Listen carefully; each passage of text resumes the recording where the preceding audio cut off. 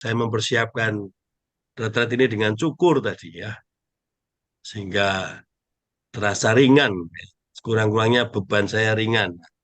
Mungkin saya mau menggambarkan perjalanan retret kita itu seperti kita ke salon ya, kita cukur rambut. Ya. Eh, kalau kita belum cukur itu kan rasanya panas ya. Dan kalau kepalanya panas itu kan gerah ya. Dan kalau gerah itu mau doa susah ya. Nah, doa itu saya gambarkan sebagai suatu eh, apa ya? Bagaimana kita mau hidup dengan ringan ya. Maka kalau kita semakin menyadari diri kita berat, maka kita harus melepaskan itu ya. Karena kalau tidak ya beratnya semakin tambah ya. Rambut tuh nggak pernah kita minta untuk tumbuh ya, tapi tumbuh terus toh. Tapi kalau kita tidak membiarkan melepas rambut itu pun, artinya yang membuat kita berat. Kecuali kalau saya botak nanti ya, itu lain soal. Maka di sini saya membayangkan melepas bagian-bagian tubuh yang mengganggu kita untuk menjadi ringan dengan tujuan untuk Tuhan. Jadi di sini saya mau mengajak Bapak Ibu, sahabat-sahabat KKID, melakukan retret ini, mengambil sesuatu yang sungguh Anda atau kita semua ingin persembahkan untuk Tuhan. Nah, saya ingin mengantar dahulu retret itu seperti apa ya. Ada banyak retretan ya, ada banyak bentuk retret ya. Pada dasarnya retret itu adalah mengambil jarak. Mengambil jarak dari apa?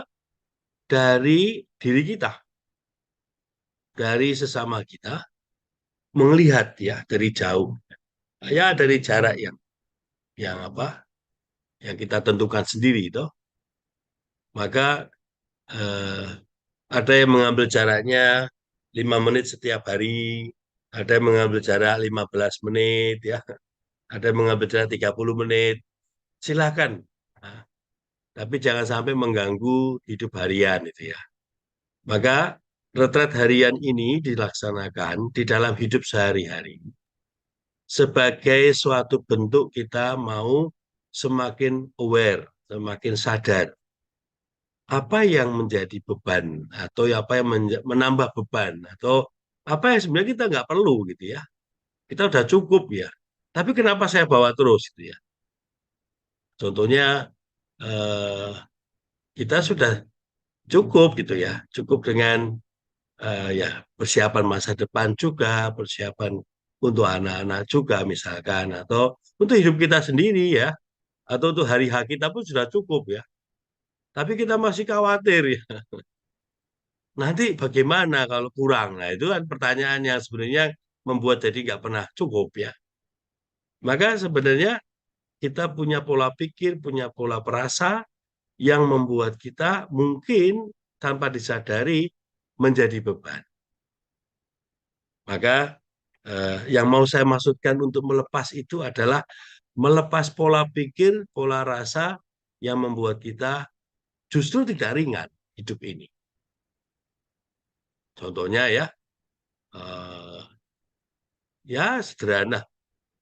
Eh, ketika saya sudah diminta misalkan menjadi pemimpin ini atau itu, atau memimpin entah itu doa atau apapun, tiba-tiba diganti gitu ya, atau udah nggak dibutuhkan gitu ya. Ya sudah, kalau nggak dibutuhkan kan sudah. Tapi kadang-kadang ke bawah pikiran ya. Padahal cuma satu. Ya sudah ada yang dijadwalkan, lalu yang meminta lupa gitu ya. Nah lupa, akhirnya bingung caranya menjelaskan sampai hariannya tidak disampaikan.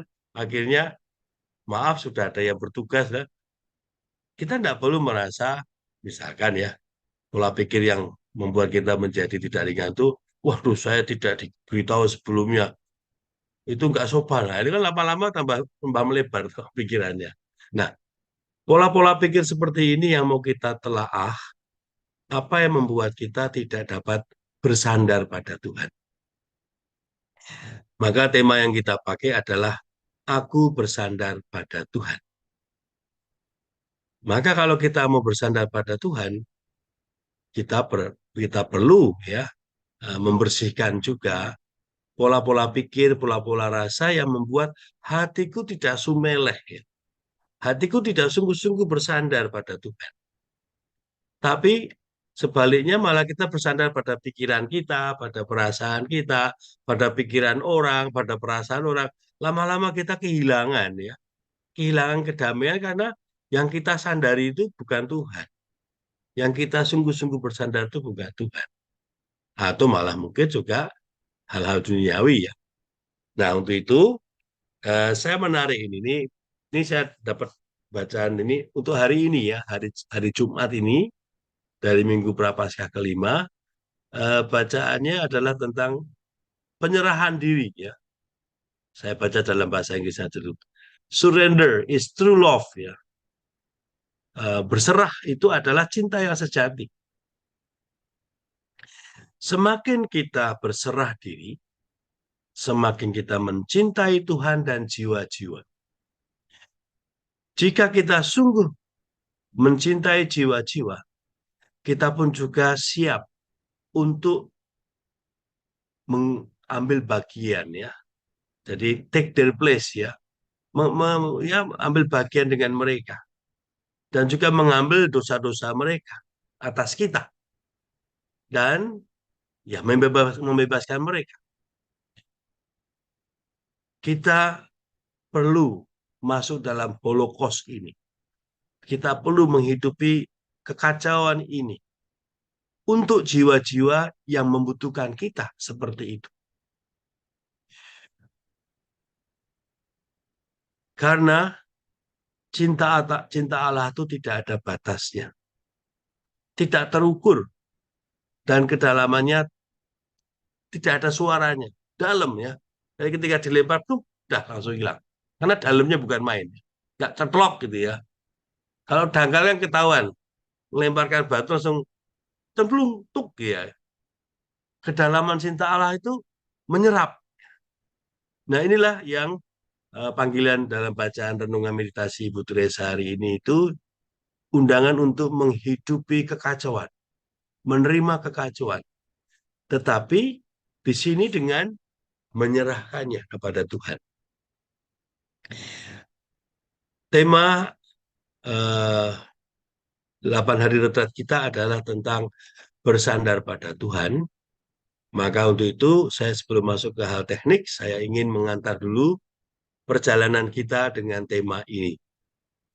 Saya ingin mengajak Bapak Ibu dalam tema to surrender ya, surrender pada Allah sebagai cinta yang seutuhnya.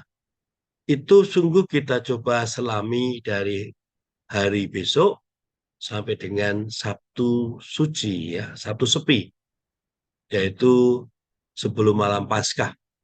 Dan kita mengakhiri puncak doa kita pada malam Paskah. Tentu kita akan juga menutup rangkaian retretnya pada hari Minggu nanti secara hybrid ya. Jadi secara hybrid itu berarti dari rumah transit kita akan bisa jam 4 sore, lalu teman-teman dari tempat lain entah itu mau bersama-sama atau pribadi, nanti kita bersama-sama menutupnya dalam Ekaristi. Nah, dalam 9 hari 8 malam ini, saya akan memberikan setiap hari tema-tema, tema-tema yang pernah kita juga lakukan, tetapi saya sudah sesuaikan sedikit ya dengan tema hari ini. Maksudnya kali ini. Kalau tema yang kita lakukan tahun lalu, itu kan temanya tentang uh, kaya dalam Kristus, miskin dalam rohani ya. Jadi kita semakin miskin dalam diri kita untuk menjadi kaya dalam Kristus. Dan tema kali ini adalah bersandar pada Tuhan. Aku yang kecil ini bersandar pada kerahiman Tuhan, Tuhan yang agung itu. Dengan tadi mengamali tema dari bacaan renungan meditasi dari Ibu Teresa, menghidupi kekacauan atau membawa kekacauan itu, kita mengambil kekacauan orang lain, kita bawa kepada Yesus ya. Dan ini persis spirit dari I thirst. Jadi kita diundang oleh Yesus seperti Ibu Teresa untuk membawa jiwa-jiwa kepada Yesus. Maka karena tujuan kita adalah untuk mengurangi dahaga Yesus, maka kita ingin semakin banyak jiwa-jiwa datang pada Yesus. Maka kita tidak lagi melihat siapa dia. Entah dia adalah orang tua yang sakit, atau orang tua yang sedang terganggu jiwanya, atau saudara kita, atau anggota keluarga kita, atau siapapun, mungkin yang menjengkelkan. Ya. Tapi karena kita sungguh-sungguh ingin menghidupi itu sebagai jalan semakin banyak jiwa datang pada Tuhan, maka kita mencintai mereka. Karena tujuan kita bukan mereka, tujuan kita Yesus. Ya. Dan inilah yang saya ingin ajak Bapak Ibu, mari kita coba semakin mohon rahmat, supaya aku semakin mencintai siapapun, unconditional love, ya, dengan cinta yang tak terbagi, karena saya ingin mencintai mereka untuk Yesus. Nah, bagaimana bentuk cintanya itu? Saya menggambarkannya sebagai suatu cinta atau surrender, penyerahan diri yang berupa pertobatan hati. Ya. Jadi di sini di dinamika tiap hari doa, saya ingin menawarkan kepada Bapak Ibu untuk mencoba mencecap-cecap gerakan ya hati, gerakan pertobatan hati. Karena itulah yang dapat kita eh, ini apa? Kita sentuh ya. Dengan kita mencoba merasakan gerakan hati kita, sesungguhnya kita juga sudah terhubungkan dengan banyak orang ya.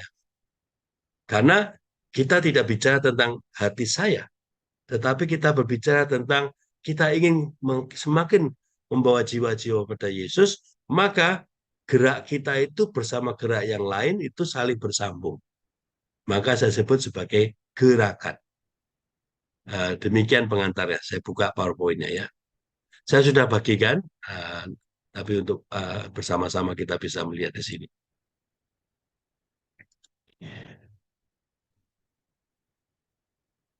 Nanti sebagian ada videonya sambil saya jelaskan. Jadi dalam pengantar ini, dalam 9 hari ini, kita ingin bersama-sama dengan apa yang pernah kita renungkan dalam MMT ya, Mutiara Mother Teresa. Kerap kita melihat, kerap kita dapat melihat ya, uh, apa namanya, cahaya gitu ya, cahaya listrik ya, seperti lintasan gitu sepanjang jalan ya. Dan kalau arus listriknya tidak mengalir, maka tidak ada lampu. Ya. Jadi kalau kita naik mobil dengan cepat itu kan kelihatan ada lampu yang bercahaya untuk nyambung semuanya ya. Nah kalau tidak ada arus listrik, maka tidak ada cahaya itu. Maka arus listrik itu apa namanya, jaringan listrik itu adalah Anda dan saya. Dan arusnya itu adalah Allah. Maka kabel-kabel yang terhubungan itu adalah kita semua yang memberikan diri kita supaya dilewati oleh Allah. Sehingga uh, Allah itu terus ya nyambung ke semuanya. Dan dengan itu kita semakin bersedia untuk mengalirkan dari kita ke tempat yang lain agar dunia semakin diterangi. Dan siapa yang menerangi adalah Yesus ya. Maka dalam perjalanan retret ini, mari kita melihat apa yang membuat kita tidak bersandar pada Tuhan. Atau dengan kata lain, apa yang membuat kita ngeblok Yesus ya. Yesus itu ingin lewat supaya sampai kepada yang lain, tapi mungkin kita malah justru ngeblok ya jalan Yesus. Jadi Kalau kita bersandar pada Tuhan, pasti Tuhanlah yang utama ya. Kita ingin Yesuslah yang utama. Kita mau jadi jalannya Tuhan. Tetapi ketika kita dengan segala macam situasinya mungkin pernah tidak bersandar pada Tuhan, sehingga kita sedikit menjauh atau mungkin tidak sampai terputus, tapi tidak semakin merasakan apa namanya dipakai oleh atau terpakai sebagai jalurnya arus Tuhan. Dan di sini pertanyaan yang terakhir ya, atau menolak untuk digunakan. Atau dengan kata lain, membiarkan kegelapan semakin menyebar ya. Saya yakin kita semua bukanlah seperti itu. Kita tidak ada apa namanya keinginan menjadi penghalang Yesus, menjadi penghalang terang, bahkan menyebarkan kegelapan. Tetapi itu mungkin karena kealpaan kita, karena ke ketidaksiapan kita untuk menjadi kabel-kabelnya yang menghubungkan yang lainnya, mungkin kita terputus satu sama lain sehingga kita tidak menjadi jaringan yang luas. Ya. Nah ini yang ingin saya ajak sebagai awal dari renungan ini. Uh, Mari kita menemukan dalam sejarah hidup kita apa yang sesungguhnya uh, membuat kita semakin menemukan bahwa hanya bersandar pada Tuhanlah aku menjadi mengalami terang itu. Dan bahkan aku menjadi lampunya juga ya, yang menerangi yang lain. Untuk itu saya mau masuk kepada suatu yang namanya pemahaman gerakan pertobatan hati ya Bapak Ibu ya. Gerakan pertobatan hati itu tiada lain adalah ya kita semua, gereja. Gereja adalah persekutuan umat Allah yang di mana semuanya itu bergerak ya. Maka kalau kita hanya bergerak sendirian, itu belum menjadi gerakan. Justru disinilah makna dari kerabat kerja Ibu Teresa. Ini adalah gerakan, ya. Gerakan apa? Gerakan pertobatan komunitas umat beriman. Tema pertama yang ingin saya angkat di dalam pengantar untuk bacaan besok, untuk doa besok adalah mari kita melihat bagaimana kita sungguh bertobat dan bagaimana pertobatan kita juga menjadi suatu gerakan. Jadi dengan kita bertobat, orang lain kena strum gitu ya, kena aliran dari listrik dari kita, sehingga ikut bertobat gitu.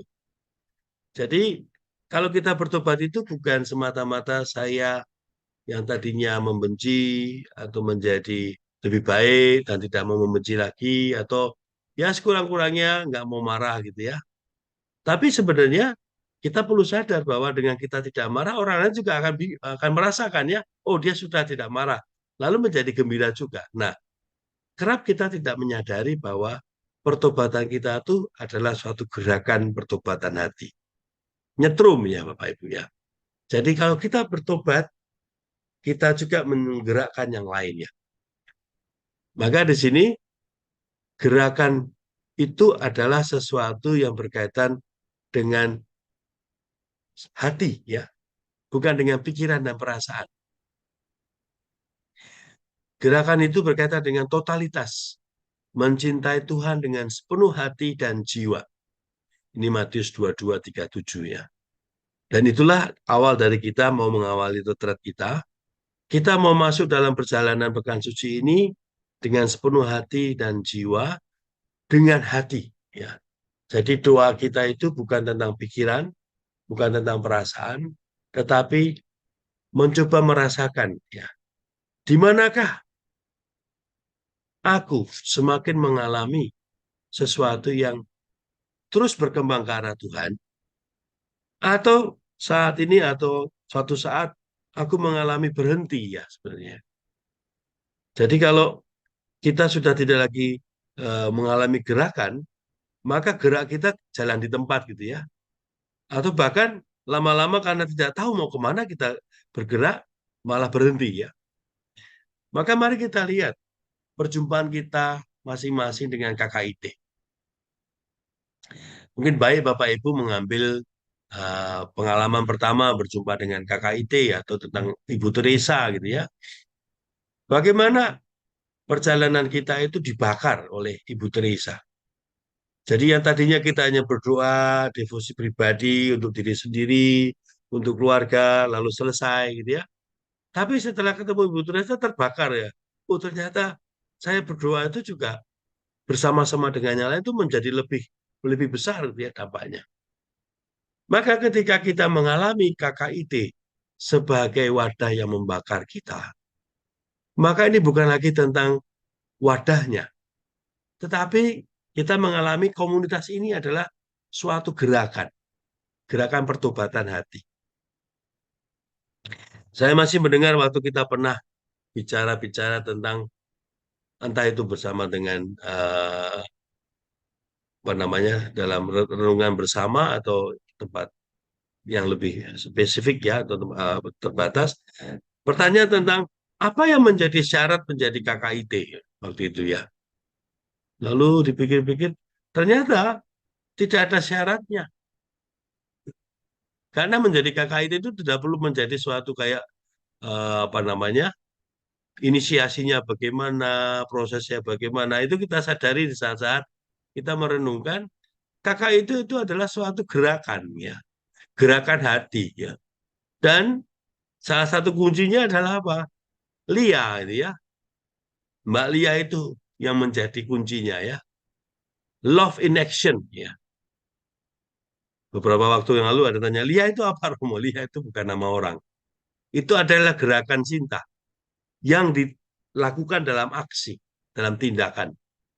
Maka kelihatan sekali semua yang terbakar, yang terlibat dengan KKIT itu sebetulnya berangkat dari suatu gerakan hati yang terbakar dan bersatukan dalam komunitasnya. Maka tidak apa-apa. Dalam arti ini bahwa nama KKIT itu menjadi juga salah satunya bagaimana kita terlibat dalam actionnya, dalam cinta yang dilakukan dalam action. Dan salah satu actionnya itu adalah seperti ini, ya. Jangan lupa bahwa Lia itu tidak hanya berkaitan dengan yang seperti kita bayangkan membagi nasi bungkus atau di jalanan, karena Ibu Teresa juga mengatakan love itu adalah pengalaman akan Yesus yang nyata dalam Ekaristi, dalam doa, dalam pelayanan. Ya. Nah, kita sudah hafal itu tentang buah dari doa adalah iman dan seterusnya sampai kepada kasih, pelayanan, dan damai. Maka kalau saya ingin mencoba memahami Lia, Love in Action, ini juga adalah Lia. Kita butuh juga kesendirian untuk merenungkan relasi kita dengan Tuhan dalam retret. Ya. Dan ini juga Lia yang kita lakukan, love in action. Karena kita retret ini dengan mau, ya, semakin cinta itu nyata dalam tindakan yang salah satunya adalah dalam doa. Dan doa yang mau kita lakukan adalah bersama-sama, ya Bapak Ibu. Jadi di sini menarik karena apa? Kita tidak retret sendirian. Kita menggunakan bahan yang sama, tetapi Roh Kudus tentu akan menuntun masing-masing dari kita secara unik, yang tentunya nanti kita akan sharingkan di dalam pertemuan-pertemuan. Makanya saya usul, bisa misalkan dimungkinkan ya, yang berdekatan rumahnya ya bisa saja. Setiap sore ngobrol, sharing tentang doanya. Gitu. Yang dekat-dekatan bisa kumpul sambil ya merayakan uh, minum teh bersama lalu sharing ya. Itu saya usulkan, saya anjurkan kalau dimungkinkan ya silahkan ya. Tapi kalau tidak dimungkinkan ya nanti kan ada wadahnya secara online atau secara bersama. Maka Bapak Ibu, mari kita mengawali retret ini dengan kesadaran kita semua itu adalah ada dalam gerakan kasih ya. Pertobatan itu adalah kasih dan pertobatan itu adalah penyerahan diri, surrender. Dan itu adalah tindakan kasih. Maka kalau kita mau masuk lebih dalam lagi, Mari kita makin melihat ya. Mengapa kita butuh untuk duduk merenung dan berdoa dan sungguh mengalami waktu hening bersama di dalam kesadaran akan kehadiran Tuhan. Karena pertobatan dan doa itu sangat Kristiani, Bapak Ibu ya. Pertobatan dan doa itu dua hal tapi satu. Karena tujuannya adalah kita semakin mengikuti Yesus. Kita semakin mengalami Yesus secara konkret lewat apa yang kita renungkan ya. Misalkan mari kita merenungkan pengalaman-pengalaman kita. Apakah di situ aku mengikuti Yesus dalam keputusan imanku? Apakah di situ aku sungguh-sungguh Kristiani? Apakah aku sungguh-sungguh mengurangi dahaga Yesus sebagai seorang yang menghayati spiritualitas Ibu Teresa? Apakah tindakanku dalam peristiwa itu sungguh-sungguh mengurangi derita Tuhan? Atau justru sebaliknya? Nah, untuk mengamati bagaimana aku sungguh-sungguh mengikuti Kristus atau tidak, Yesus juga sudah menunjukkan kepada kita pengalamannya. Yesus itu luar biasa, Bapak Ibu. Saya itu semakin ke sini semakin kagum kepada Yesus ya. Ya, dia sebagai manusia juga. Dan apa yang saya kagumi dari Tuhan Yesus itu adalah dia sungguh menyiapkan kita semua untuk tidak lagi bingung tentang kita mau kemana. Dan Yesus yang adalah Allah itu sungguh menyiapkan jalan salib yang kita akan alami dalam hari-hari ini sebagai jalan yang membantu kita untuk menelaah, menelaah, menelaah, terus melaah. Ya. Nah, mari kita lihat satu persatu bagaimana uh, Yesus mengajari kita menelaah hati kita. Ini adalah tentang Yesus digoda. Ya. Ada tiga. Satu di ayat 3, di Matius 4 ayat 3 itu, mari kita mencoba menelusuri apakah kebutuhan-kebutuhan manusiawi kita, kebutuhan-kebutuhan harian kita, melebihi daripada kesadaran akan kebutuhan rohani. Ya. Kita punya tiga, jiwa, maksudnya raga, jiwa, dan spiritual, ya, rohani. Apakah dari ketiga itu sungguh balancing ya? Karena kita masih hidup di tengah-tengah masyarakat yang juga harus berjuang, gitu ya. Jangan-jangan kebutuhan rohaninya terlalu overload gitu ya, terlalu kebanyakan diberi ruang sehingga lupa lupa cari nafkah misalkan. Atau jangan-jangan kita stres terus sehingga ke dokter terus urusan jiwa. Karena saking kebanyakan ngurusi jiwa, yang lainnya tidak terawat misalkan.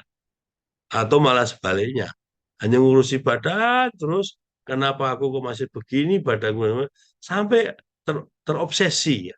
Nah, di sini Yesus mengatakan kita itu butuh juga dan pasti sabda Tuhan. Nah, kebutuhan rohani itu sesungguhnya adalah kebutuhan setiap manusia. Tetapi kita perlu merumuskan dan memutuskan kebutuhan rohani yang membawa raga dan jiwa kita untuk mengalami Allah. Dan ini akan berbeda Bapak Ibu ya. Kalau kita sungguh-sungguh ya terus merenungkan harian kita dalam relasi dengan Tuhan, maka tubuh dan jiwa kita pun juga tergerak untuk memuji dan memuliakan Tuhan. Dan ini tidak mungkin kita mengalami konslet ya. Nah, yang konslet itu berarti bukan Tuhan yang dicari atau yang dituju, tapi dirinya sendiri. Maka kita konslet terus ya. Nah, kita mau mencari di manakah konslet-konslet kita itu yang membuat arus Tuhan tidak mengalir lewat hidup kita. Salah satu indikasinya Ibu Teresa sudah mengatakan Doa membawa kepada iman yang dalam. Iman membawa kita kepada mencintai setiap orang. Cinta kasih itu membuat kita semakin ingin melayani Yesus. Tidak melayani orang, melayani Yesus ya. Dalam orang-orang. Dan semakin aku melayani orang-orang, aku mengalami Yesus, yaitu damai.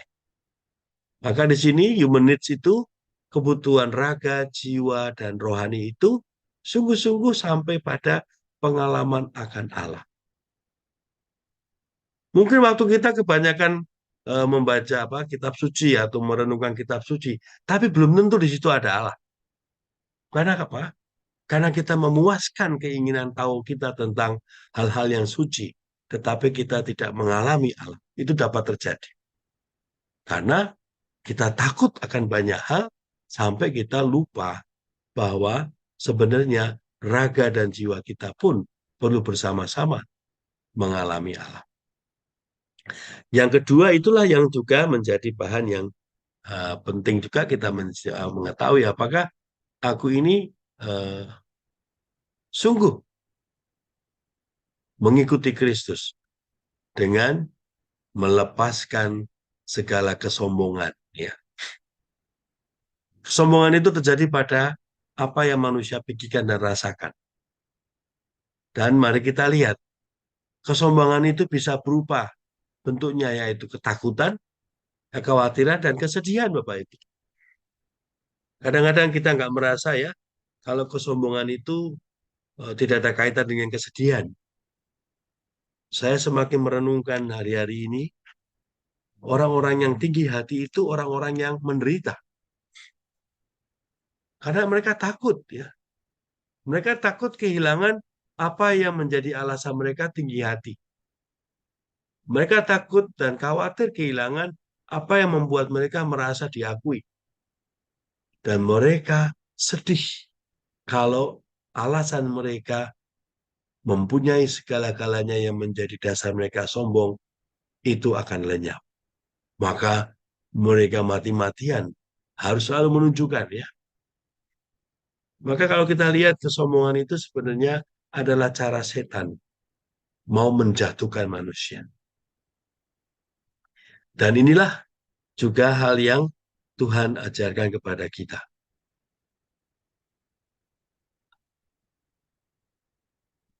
Pergilah, enyalah iblis ya. Dan yang terakhir Bapak Ibu ini yang paling berat ya. Kalau kita sudah tidak seimbang secara jiwa, raga, dan rohani, dan kita menjadi semakin sombong hidup kita sebagai manusia, maka kita makin lemah. Ya. Karena apa?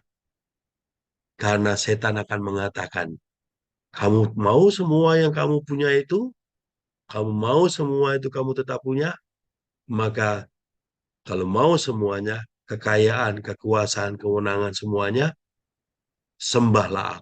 Dan inilah yang paling parah, yang harus kita sadari betul.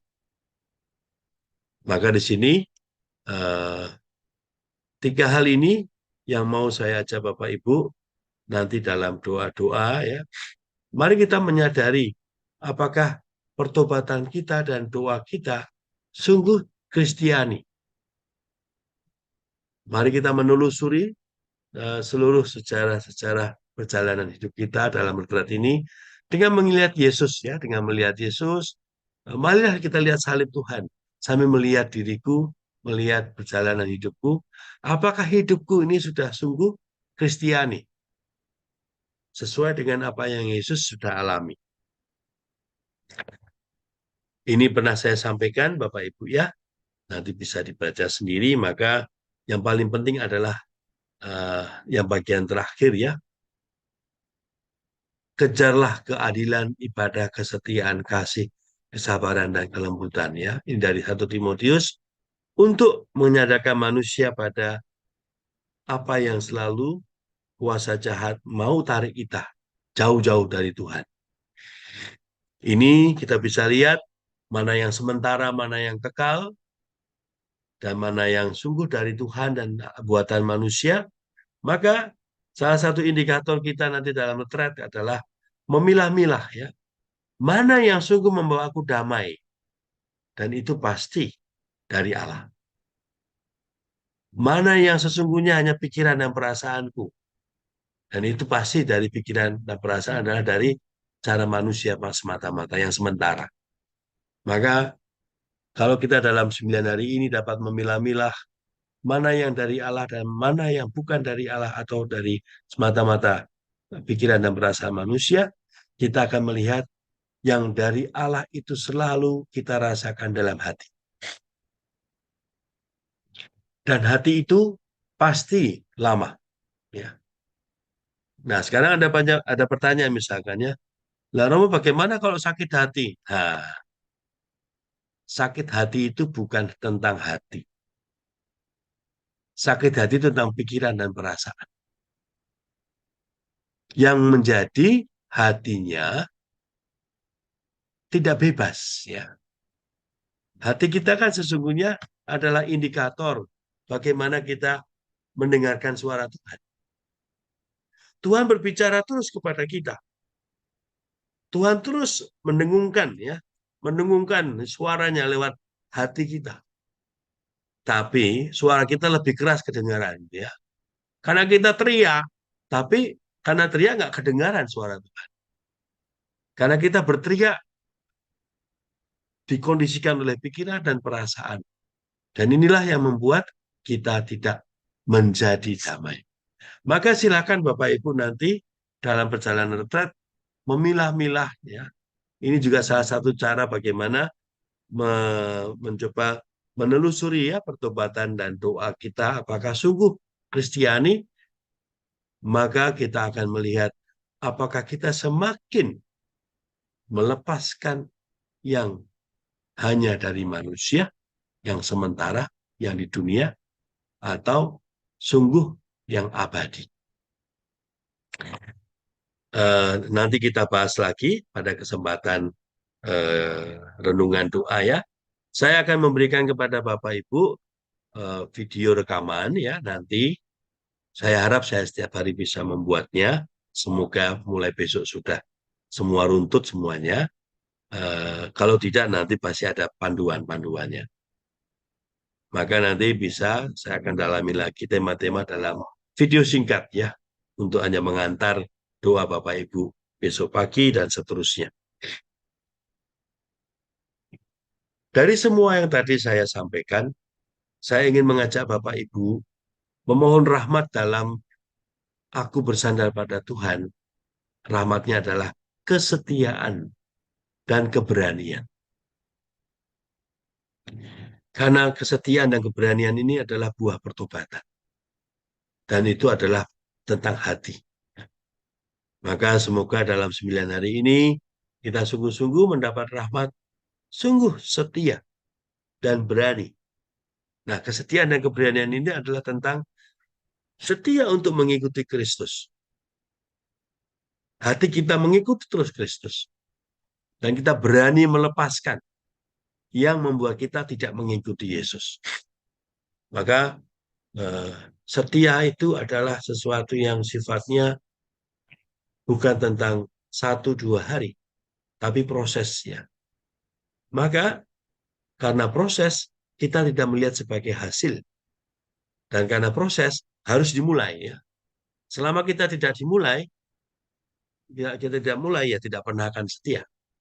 Tapi setelah dimulai, maka kita akan semakin tahu. Setelah kita mulai, kita akan ingin lebih setia. Dan terus ya, dan terus. Sampai akhirnya kita sadar bahwa hanya setia teruslah yang akan kita lakukan. Ya. Dan ini adalah suatu rahmat yang kita mohon. Maka rahmat ini bukan tentang bahwa kita akhirnya punya sesuatu yang besar dengan setia. Tidak. Karena yang kita harapkannya sederhana. Setia mengikuti Yesus Kristus. Dan berani melepaskan hal-hal manusiawi yang dunia yang membuat aku tidak setia atau tidak mengikuti Yesus. Ini rahmat yang dimohon untuk semuanya. Ini saya hanya mau melewatkan ini. Saya mau bicara tentang hati. Saya pernah membawa video ini di sini ya. Mari kita melihatnya yang bagian Di terakhir aja. Jepang Ya, ini ada kisah Bapak Ibu ya, seorang yang terkena Alzheimer, demensia. Saya pernah bawa di sini. Saya ingin menunjukkan bagian terakhir ya, di mana ketika suami ini yang kena demensia ini kumat, dan di saat itu istrinya keluar dari restroom dan menyanyikan lagu. Saya ingin mengulang lagi sebentar. Go back to your seat, sir. He has dementia. I need you guys to help me calm him down. Just help me sing. What do we do? Just help me sing. Why you don't point at me? Don't you point at me? I won't You hear me? Sunshine, you make me happy when skies are gray. You never know, dear, how much I love you. Don't take my sunshine away. You are my sunshine, my only sunshine. You make me happy when skies are gray. You never know, dear, how much I love you. So don't take my sunshine away. You good? You guys, one more time. My sunshine, my only sunshine. You make me happy when skies are gray. Ya, to give love ya, Bapak Ibu. Jadi di sini kisahnya sudah pernah kita tonton. Saya ingin ulang lagi untuk mengingatkan. Hati itu tidak pernah berubah. Karena disitulah Tuhan terus bersuara kepada kita. Maka kita perlu mendidik hati kita menjadi soft. Dan hati kita menjadi semakin lembut ya. Tentu tantangan dari hati itu adalah ketika kita mengalami dalam dunia ini berbagai macam pikiran dan perasaan yang membuat kita tidak aware ya, tidak peduli mungkin ya karena keputusan kita untuk tidak mendengarkan suara hati ya. Maka lama-lama bukan suara hatinya hilang ya. Suara hati tetap terus ada, tapi semakin tumpul karena tidak punya ketajaman yang menusuk kita untuk menoleh kepada Tuhan.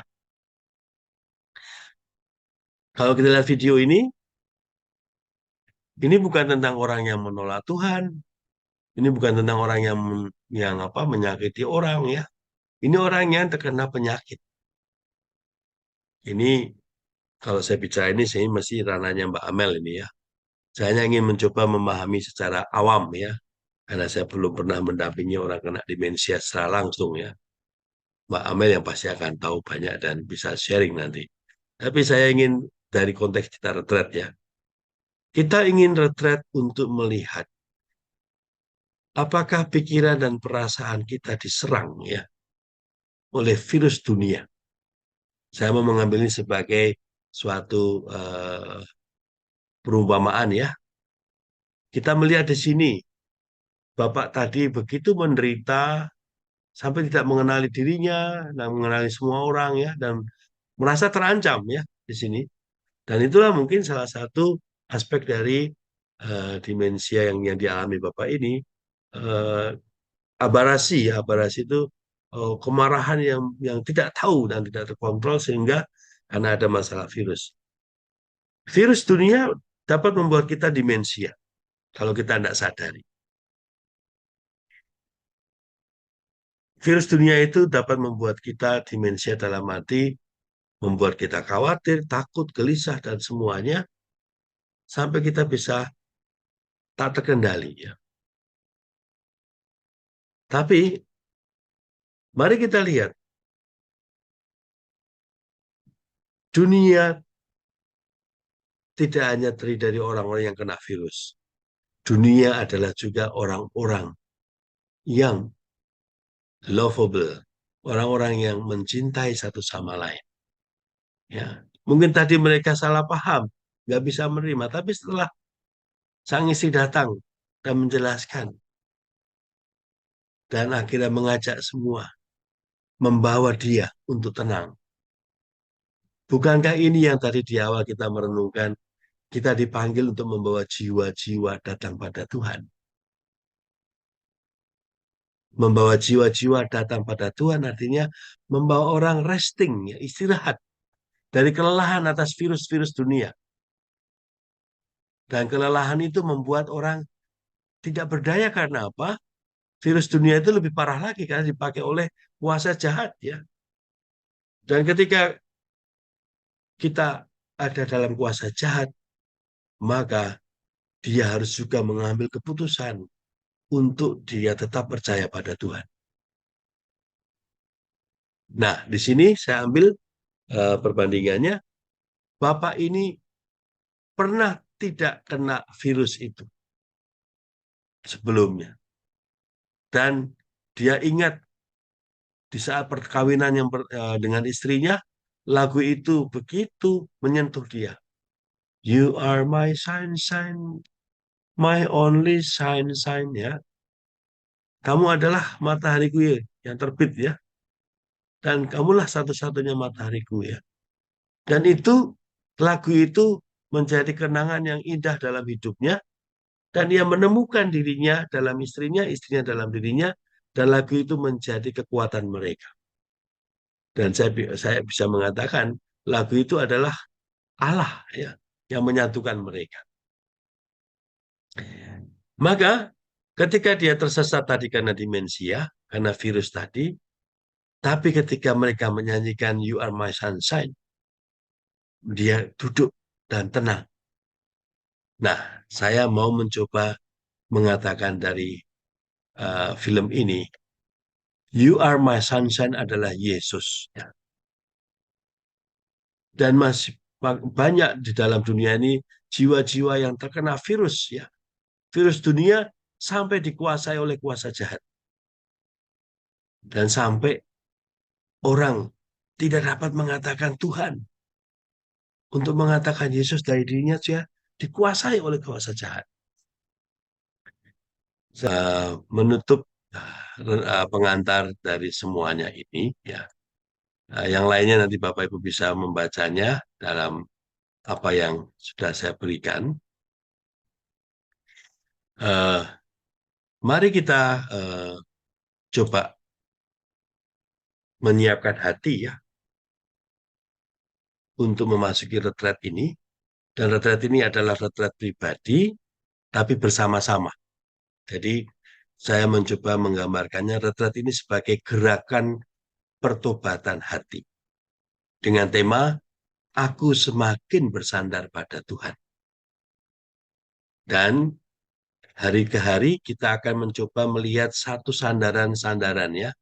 Apakah dari selama ini aku sungguh mengalami pribadi-pribadi, menemukan pribadi-pribadi yang sungguh membawa aku kepada Tuhan. Mulai dari kecil, mulai dari dalam perjalanan hidup kita, ya Bapak Ibu, ya. Silahkan seperti biasa, Bapak Ibu membuat note, ya, dan bagus, ya, seperti halnya kita pernah melakukan juga. Maka silahkan semuanya, siapapun yang baru pun juga, silahkan baiknya mempunyai note, ya, satu note kecil, tulisan tangan lebih sederhana, ya. Atau yang sekarang itu kan banyak juga pakai note ya, elektronik, ya. Tapi nggak tahu, masing-masing punya anunya sendiri, ya, kedekatannya sendiri. Intinya jangan lewatkan apapun yang Bapak doakan untuk tidak dituliskan. Entah dituliskannya pada saat setelah doa, atau setelah doa itu nanti waktunya nggak cukup, ya bisa ambil waktu yang lain, ya. Pas makan siang, atau pas pulang dari kerja, sebelum tidur, atau setelah makan malam lagi sendirian. Intinya sebenarnya setiap hari kita berdoa. Dan setiap hari Bapak Ibu mengambil entah itu 15 menit, 30 menit, silahkan. 15 atau 20 silahkan. Ambillah waktu yang paling pas, ya, untuk berdoa, ya. Ambillah waktu paling pas, ya. Misalkan ambil kitab suci atau Hidup Rani Ibu Teresa, silakan. Tapi saya juga memberikan bahannya, ya. Jadi bahan saya bisa dipakai atau Bapak Ibu dengan leluasa mengambil bahan sendiri. Seperti misalkan ini ya bukunya Mother Teresa ya, Daily Meditation atau buku yang lain. Baik kita memakai kitab suci dan renungan dari Ibu Teresa ya, supaya kita juga berdoa dengan kekayaan Ibu Teresa, spiritualitasnya. Lalu setelah Bapak Ibu menyiapkan bahannya, mengambil poin-poinnya, ya,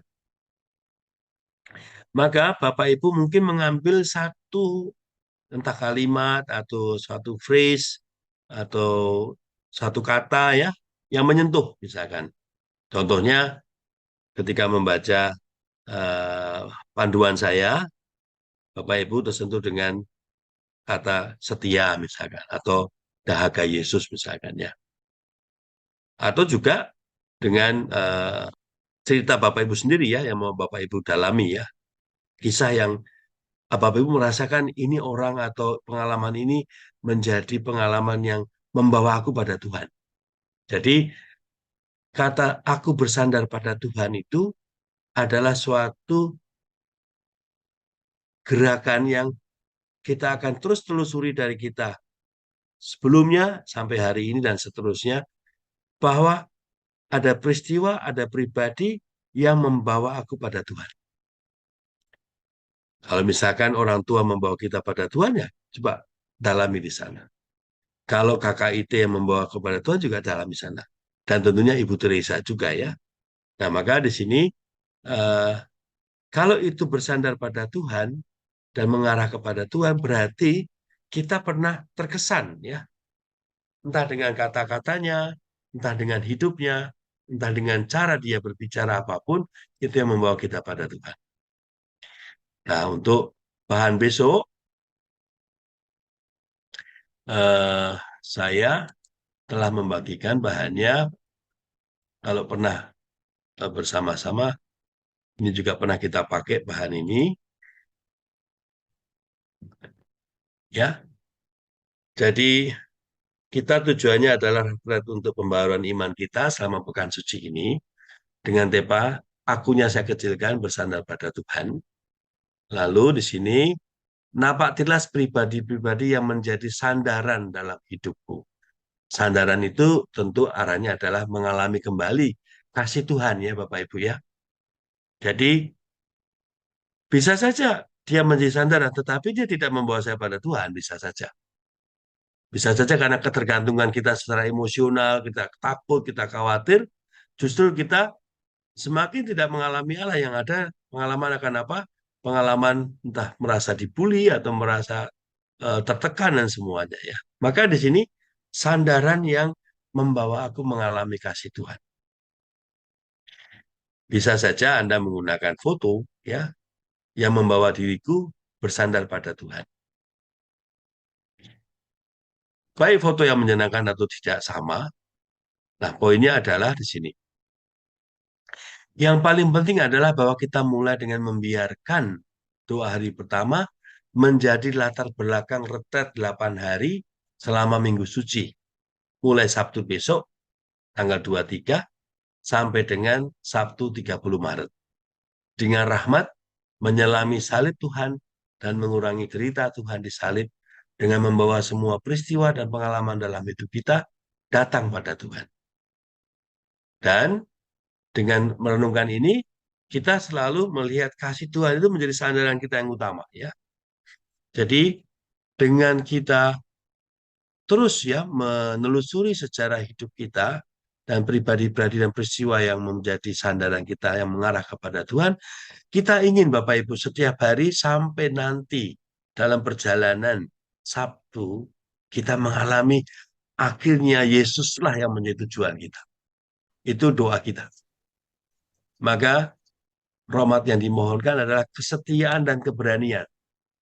Kesetiaan itu terus ya mencari dan merasakan semua sandaran hidup yang membawa pada Yesus sampai kita nanti dalam minggu terakhir sungguh merasakan betullah Yesuslah yang menjadi sandaran.